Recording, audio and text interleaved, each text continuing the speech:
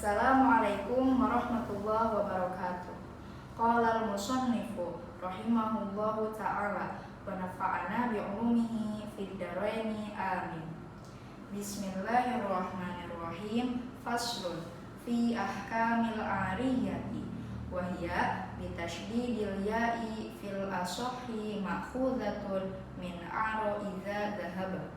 Wa haqiqatuha asy-syar'iyyatu ibahatul intifa'i min ahli tabarru'i bima yahillu al-intifa'u bihi ma'a baqa'i 'ainihi liyaruddahu 'alal mutabarri'i wa syaratul mu'iri sihhatut tabarru'ihi wa kaunuhu malikan limanfa'ati ma yu'iruhu faman la yasihhu tabarru'uhu kasobiyyin wa majnunin la tasihhu i'aratuhu wa man la yamliku al manfaata kamusta'irin la tasihhu i'aratuhu illa bi'iznil mu'iri wa dzakara al musannifu dhabital mu'ali fi qawlihi wa kullu ma amkana al intifa'u bihi manfaatan mubahatan ma'a baqa'i 'ainihi jazat i'aratuhu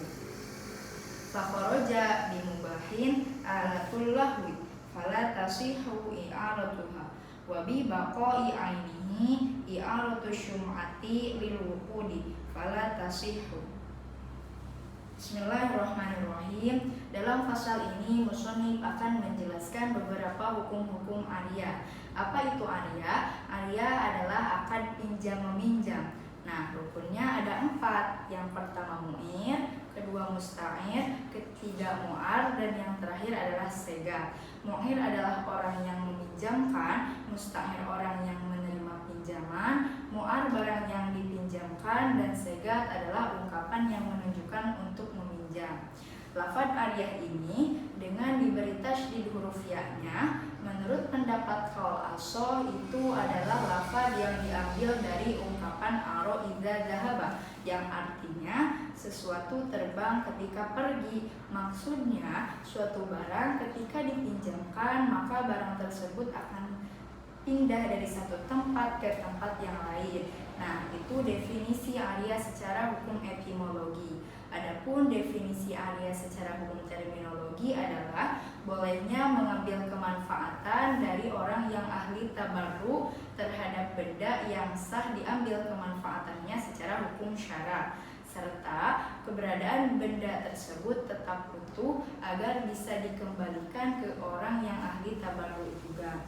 Nah, di sini bisa dipahami bahwa si mu'ir orang yang meminjamkan dan musta'ir yang menerima pinjaman, keduanya itu harus orang yang ahli tabarru.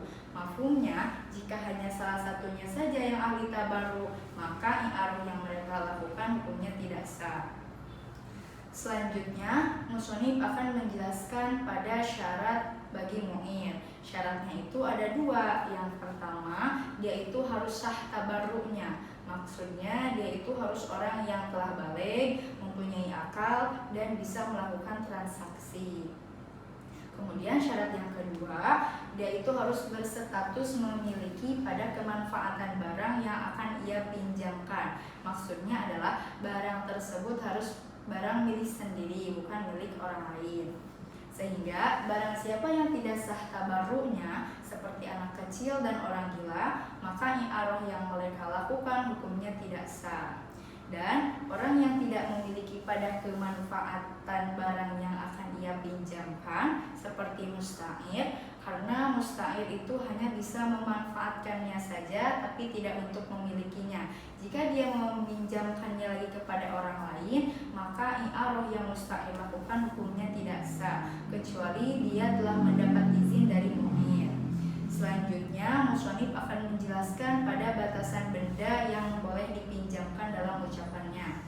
Setiap benda yang mungkin diambil kemanfaatannya dengan kemanfaatan yang diperbolehkan secara hukum syara, serta keberadaan barang tersebut tetap utuh, maka itu boleh dipinjamkan.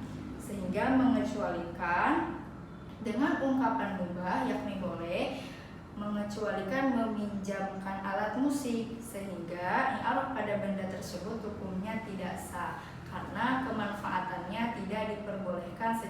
hukum syara. Dan dengan ungkapan keberadaan benda tersebut tetap utuh, mengecualikan yakni meminjamkan lilin untuk dinyalakan. Karena sifatan lilin ketika dinyalakan, lilin tersebut akan berkurang bahkan habis. Nah, maka i'rab pada benda tersebut hukumnya tidak sah karena tidak tetap. Wallahu a'lam bishawab. Wassalamualaikum warahmatullahi wabarakatuh.